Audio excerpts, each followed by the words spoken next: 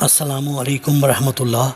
سورہ مائدہ مدنی صورت، چھٹے سپارے کا چھٹا رکوع، آیت نمبر 9 سے 11۔ اعوذ باللہ من الشیطان الرجیم، بسم اللہ الرحمن الرحیم۔ وعد اللہ الذین آمنوا وعملوا الصالحات لہم مغفرۃ واجر عظیم۔ جو لوگ ایمان لائے اور نیک عمل کیے، ان سے اللہ کا وعدہ ہے کہ ان کے لیے بخشش اور بہت بڑا اجر ہے۔ جی، اس آیت میں اللہ تعالیٰ نے دو طرح کے اعمال کا ذکر فرمایا، ایک ایمان کا، دوسرے اعمال صالح کا، اور دو طرح کا ہی وعدہ فرمایا، ایک مغفرت کا اور دوسرے اجر عظیم کا، جس سے بظاہر یہی معلوم ہوتا ہے کہ جو لوگ اللہ پر ایمان لائے اور اس کے ساتھ کبھی کسی کو شریک نہیں کیا، ان کی بھی مغفرت ہو جائے گی۔ رہا اجر عظیم تو وہ صرف ان لوگوں کو ملے گا جو ایمان کے ساتھ اعمال صالحہ بھی بجا لاتے رہے ہوں گے۔ والذین کفروا وکذبوا بآیاتنا اولئک اصحاب الجحیم۔ اور جن لوگوں نے کفر کیا اور ہماری آیتوں کو جھٹلایا تو ایسے ہی لوگ اہل دوزخ ہیں۔ یا ایھا الذین آمنوا اذکروا نعمت اللہ علیکم اذ ہم قوم ان یبسطوا الیکم ایدیہم فکف ایدیہم عنکم واتقوا اللہ وعلی اللہ فلیتوکل المؤمنون۔ اے ایمان والو، اللہ کا وہ احسان بھی یاد کرو جو اس نے تم پر کیا جب مخالف قوم نے تم پر دست درازی کا ارادہ کیا تھا، تو اللہ نے ان کے ہاتھوں کو تم پر اٹھنے سے روک دیا۔ اور اللہ سے ڈرتے رہو، اور مومنوں کو اللہ ہی پر بھروسہ کرنا چاہیے۔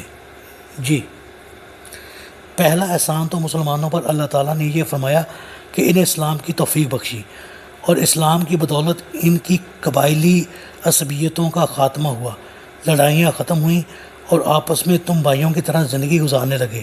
دوسرا بڑا احسان یہ تھا کہ حدیبیہ کے مقام پر کافر یہ چاہتے تھے کہ تم پر حملہ آور ہو کر تمہیں صفحہ ہستی سے نابید کر دیں، لیکن اللہ نے ایسے حالات پیدا کر دیے کہ وہ اپنا ارادہ پورا نہ کر سکے۔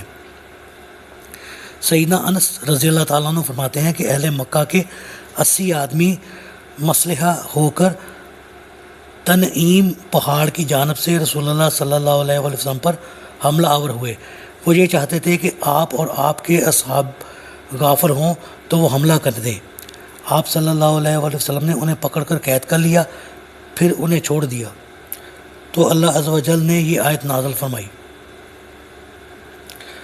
سیدنا سلمہ بن اکوع رضی اللہ تعالیٰ عنہ کہتے ہیں کہ میرے چچا عامر نے قبیلہ ابلات کے ایک مکرز نامی شخص کو، جو ایک جول پڑے ہوئے گھوڑے پر سوار اور 70 مشرکوں کا ساتھی تھا، گھیر کر رسول اللہ صلی اللہ علیہ وسلم کے پاس لے آئے۔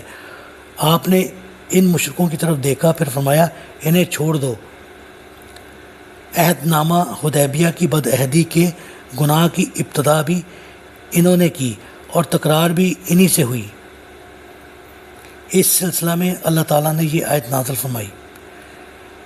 یہ احادیث جو ہیں اس سے یہی معلوم ہوتا ہے کہ یہ آیت صلح حدیبیہ یا اسی کے گرد و پیش حالات کے متعلق نازل ہوئی ہے۔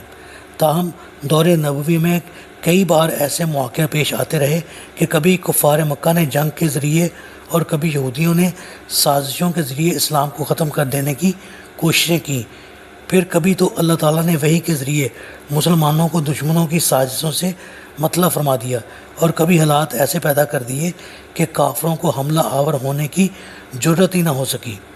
اللہ تعالیٰ سے دعا ہے اللہ تعالیٰ ہمیں ہر قسم کی سازش اور فریب سے محفوظ فرمائے۔